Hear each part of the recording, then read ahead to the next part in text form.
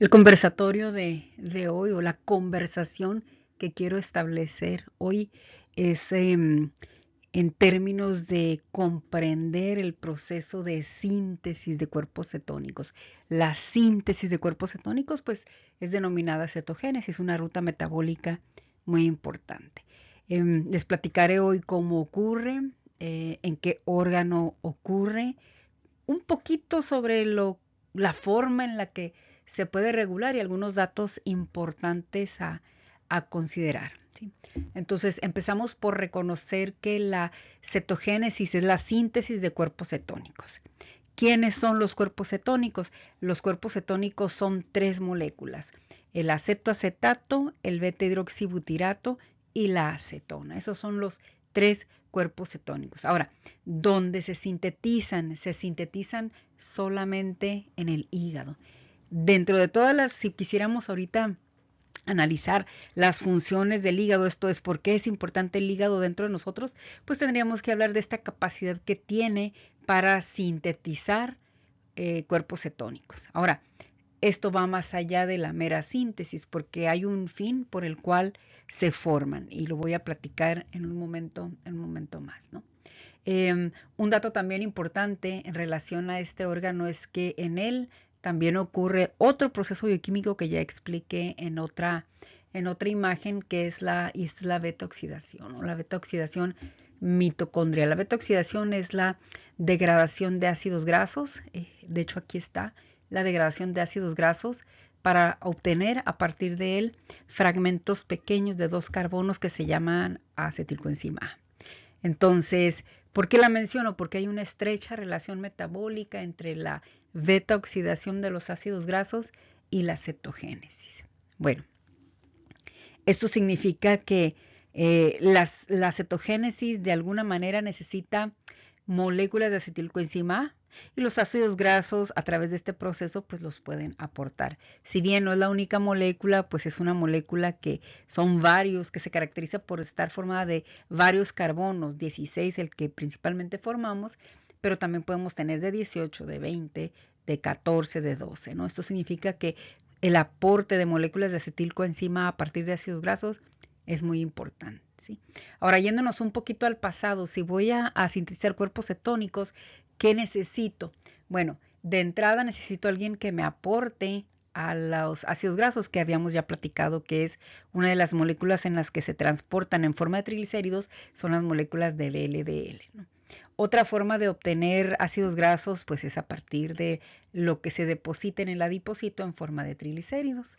Y otra forma es a partir de la dieta. Estas son las tres fuentes a partir de las cuales podemos obtener ácidos grasos y que bueno, estos cuando se utilicen, cuando se degraden por beta-oxidación, vamos a poder asegurar que estamos obteniendo moléculas de acetilcoenzima A.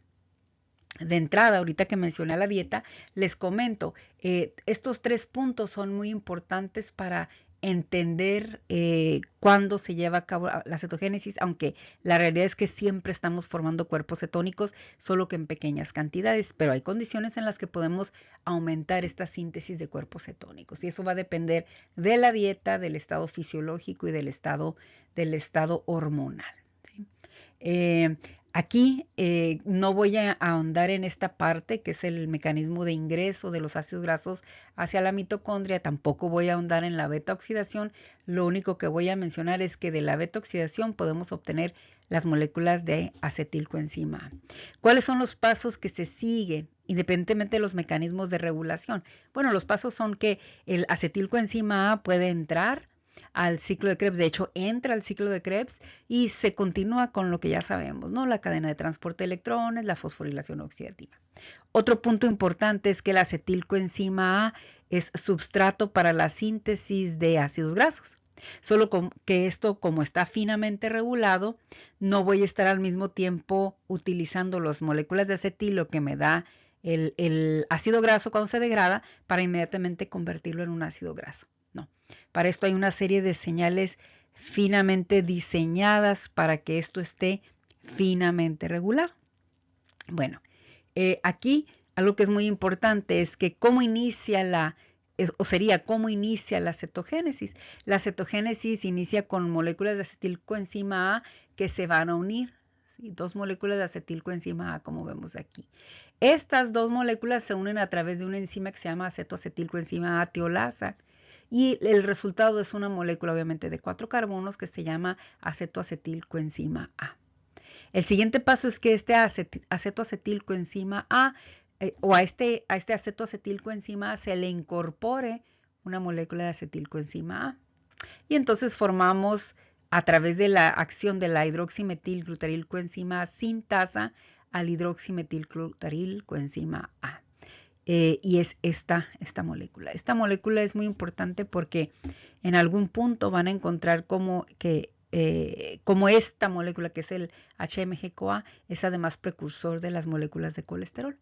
Pero de ello no voy a hablar en este momento. ¿Sí? Este HMG-CoA, que significa hidroximetilglutarilcoenzima. De hecho, el nombre químico completo es 3-hidroxi-3-metilglutarilcoenzima A.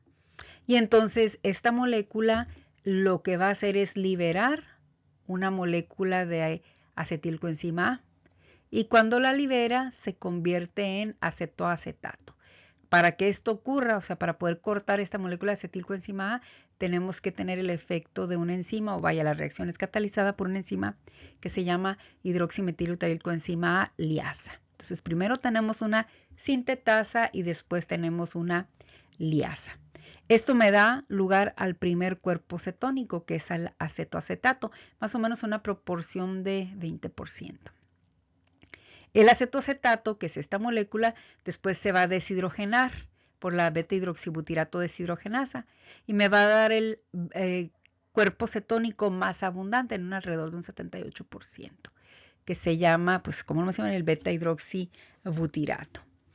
Algo que ocurre con el acetoacetato es que se puede convertir, se puede descarboxilar de manera espontánea, esto no requiere de ninguna enzima, en un tercer cuerpo cetónico, que es la acetona. Pequeña cantidad, alrededor del 2%. ¿Sí? Y esta molécula de acetona se caracteriza por esta estructura química que tiene la capacidad de evaporarse a la temperatura del cuerpo. Y como se evapora, sale a través de la vía respiratoria y se percibe a través del aliento, ¿no? Esta es una característica de las personas o de los pacientes que por alguna razón tienen incrementada su producción de cuerpos cetónicos, esto es, aumentan los cuerpos cetónicos en la sangre y se llama cetonemia, y en ellos se puede percibir este aliento característico, que además es un dato clínico importante en los pacientes diabéticos mal controlados, ¿no? Que lo platicaré en otra presentación. Ahora, estos son entonces los cuerpos cetónicos. Estos cuerpos cetónicos son una fuente de energía para tejidos extrahepáticos. Entonces, ¿esto qué significa? Que por un lado la síntesis de cuerpos cetónicos es hepática y por otro lado la degradación, la utilización de cuerpos cetónicos es extrahepática. Uno de los mecanismos por los cuales esto se puede controlar o regular, mencioné aquí en la parte de arriba, es a través del estado hormonal. Y una de las hormonas de manera importante, que aunque todavía no se describen perfectamente los mecanismos, se sabe que hay cierta relación entre la presencia de glucagón y la estimulación de la producción de cuerpos cetónicos. ¿Y esto de dónde viene? Bueno, resulta que para que haya un aumento en la producción y en la secreción de glucagón desde las células alfa pancreáticas, pues tendría que haber aquí una condición que se llama insulina. Y de hecho, glucagón. De hecho, esto lo podemos relacionar con la dieta, ¿no? Como digo aquí, si en una dieta tengo una composición baja en carbohidratos, pues la tendencia de los niveles de glucosa en la sangre es a la baja, o sea, de presentar una hipoglicemia. Pero esto desencadena una serie de mecanismos para normalizar la glicemia. Entre estos mecanismos está, bueno, que el glucagón que se libera de las células alfa actúe en distintas células, como lo es en el hígado, como lo es en el tejido adiposo. Una de las consecuencias de esta glucagonemia, de este aumento de glucagón en la sangre, es que al unirse a los receptores, a sus receptores en el adipocito, estimula a una enzima que se llama lipasa sensible a las hormonas.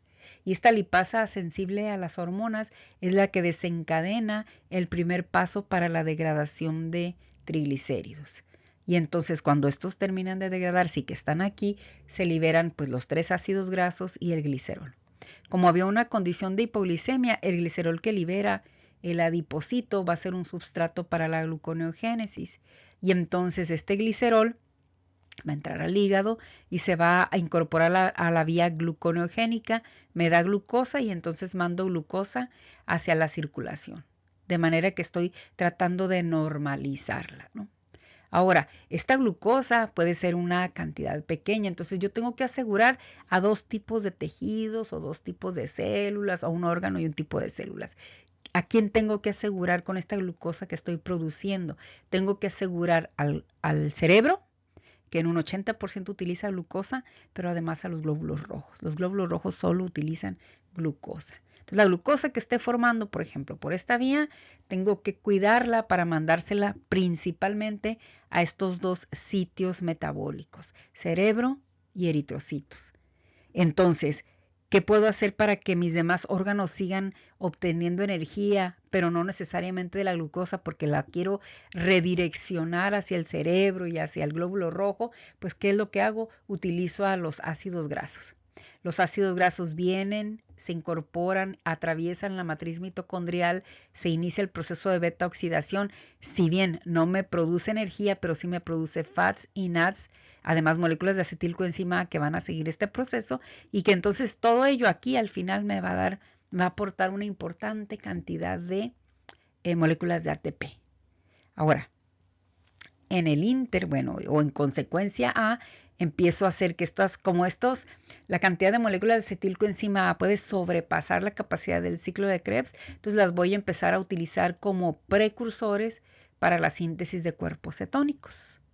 Y estos cuerpos cetónicos van a ser utilizados en tejidos extrahepáticos, el músculo, el corazón, ¿sí? Entonces, esto habla de la importancia de derivar o de hacer algo con aquellas moléculas que se producen en gran cantidad cuando hay cambios en la dieta, en el estado fisiológico, en el estado hormonal, ¿sí?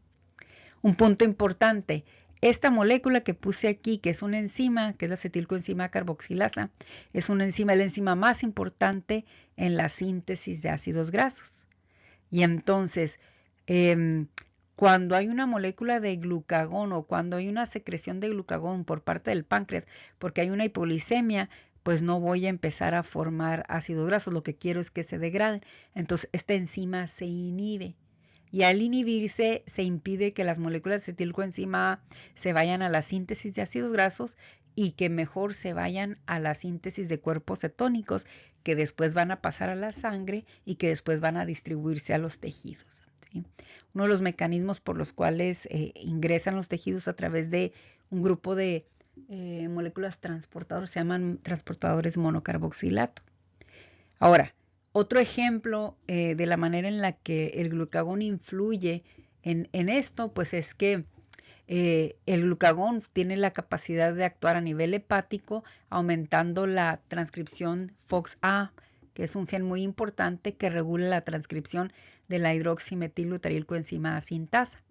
Y entonces al incrementar esta transcripción por el aumento del glucagón, aumentamos la transcripción de la hidroximetilglutarilcoenzima A sintasa y esto provoca una mayor producción de hidroximetilglutarilcoenzima A sintasa y entonces agarramos más moléculas de acetoacetilcoenzima A, le unimos el acetilcoenzima A y formamos más hidroximetilglutarilcoenzima A y entonces formamos más acetoacetato, más beta hidroxibutirato y más acetona, ¿sí?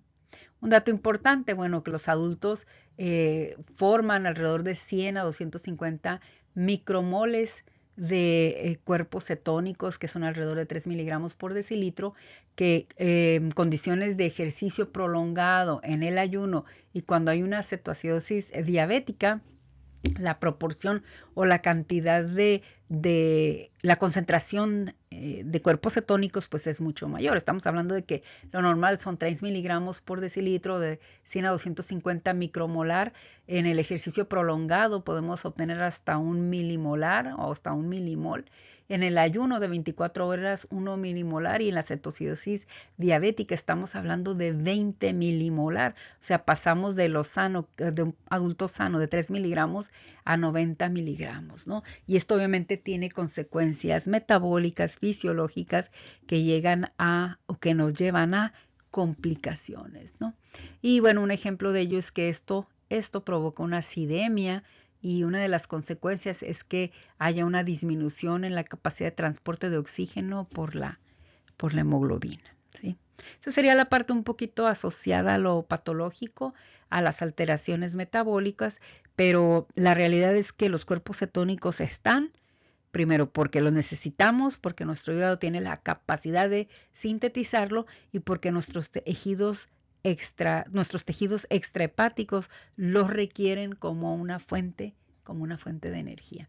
Un dato importante para cerrar esta conversación es que los cuerpos cetónicos, específicamente el beta-hidroxibutirato, tiene la capacidad de ser un marcador epigenético y además de tener efectos como neurotransmisor. Un tema que desarrollaré en alguna otra presentación.